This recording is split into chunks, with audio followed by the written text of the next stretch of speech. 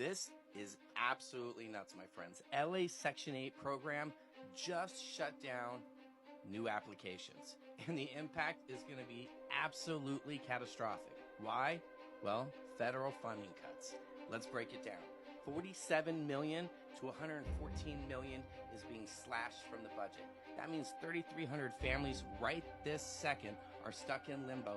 Their applications are on pause. And we already have 45,000 plus already homeless, and that number is about to skyrocket.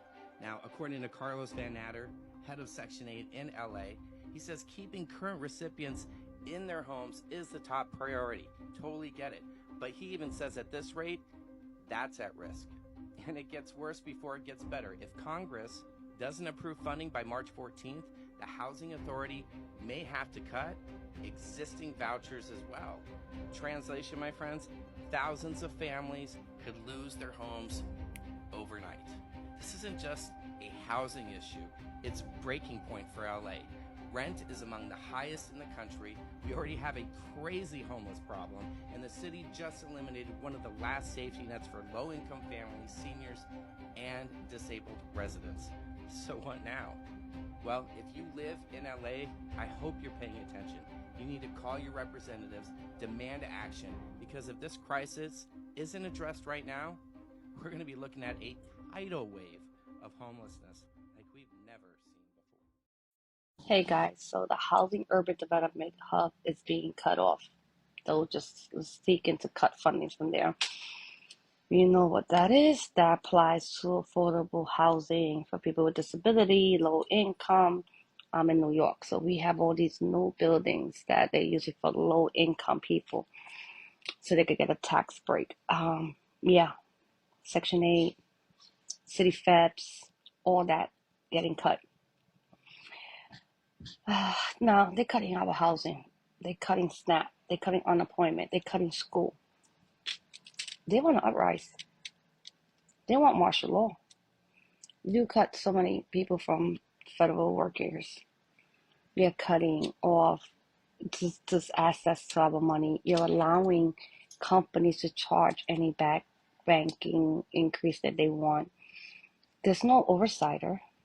There's no inspector general to put these people on a leash. They want us to work for free. Did you notice Elon Musk made a comment about working 120 hours a week? Remember those people that was happy about no tax on overtime? I ain't doing 120 hours a week. Fuck no. This is not the Hunger Game, honey. Okay, I have another news to report, but this is it for the day. Be safe, be sound, be kind. The recent wave of federal layoffs have sparked some concerns over housing and homelessness for the region. Alex Little-Hales joins us in the studio tonight with a new perspective on just how far reaching the federal workforce changes are. Well, let's remember, just this month, the Trump administration stalled roughly $60 million in funding meant for affordable housing projects across the country. It's part of potentially major changes at the Department of Housing and Urban Development. But with new uncertainty comes concern about what that means for local communities.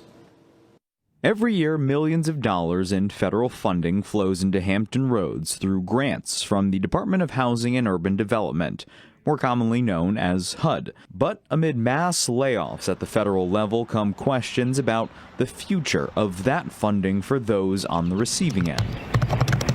Based on federal data, HUD accounts for more than $20 million of grant funding just for local governments in the 7 cities. Virginia Beach received the most at more than $6 million in 2024. Well, we got the word from staff in the Richmond office that they'd taken a 50% layoff. Thaler McCormick is CEO of the education nonprofit 4Kids, which provides housing and educational stability for students in Hampton Roads. She tells 13 News Now they've already been briefed by staff at HUD's Richmond field office about potential layoffs, which McCormick says creates uncertainty for their funding structure. 4Kids will be profoundly impacted. We're almost $6 million of our budget is governmental, so that will have a big impact on us. And where it impacts is in emergency shelter, rapid rehousing, other housing programs that are pretty essential.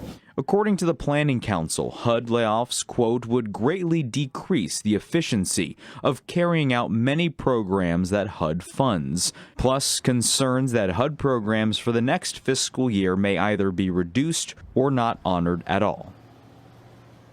So the Organization for Kids also cited that HUD assists with affordable housing in more than 170,000 units in the state of Virginia. I'm Alex Littlehales for 13 News Now. Well, let's pick out some cans. No salt. Chris Richey and Carmen Carey are retirees struggling with the rising cost of groceries. And the price of food has really gone high, you know. The eggs. But you won't find any prices here. The Manna Food Center Market in Silver Spring, Maryland, gives away everything on the shelves for free. Its director says the charity serves about 5,000 families a month. We expect to see increasing demand. And right now we're tight as it is. Inflation and unemployment have both risen since Donald Trump took office, despite his campaign promises of economic prosperity. Richey says he voted for Trump. He doesn't like the higher prices, but thinks they're temporary. You know, you want America to get stronger, you know. And this is the price that you think you have to pay for that? Yeah. Others are more worried. And it makes it hard on people, especially people on disability or food stamps. Eggs have seen the most price volatility, not only from inflation, but from a scarcity crisis due to the avian flu. Eggs in American grocery stores are averaging close to $5 a dozen, and they're spiking to almost $20 a dozen, which is a record high. And according to the U.S. Department of Agriculture, their prices are expected to go up another 40% by year's end. Then there's Trump's on-again, off-again tariffs against China, Mexico, Canada, and come April, possibly the rest of the world. On the tariffs we have right now, you're talking anywhere from $500 to $1,000 per person in increased prices over the next year. The reality, though, is that we just don't know how long these tariffs will be in place. All of that amounts to a lot of uncertainty. Experts say the U.S. economy is still relatively strong, but no one knows how long that will last. Heidi Jo Castro, Al Jazeera, Silver Spring, Maryland. After eggs, beef faces an uncertain future in the U.S. Prices have been rising steadily in recent years with no signs of slowing down. Since January 2020, the average price of a pound of beef mince has surged by 45%, from $3.90 to $5.60, nearly doubling the rate of inflation. This price increase is driven by a combination of high consumer demand and a shrinking cattle herd, which is now smaller than it was a decade ago. Despite the challenges of tight domestic supply, beef imports have helped stabilize the prices.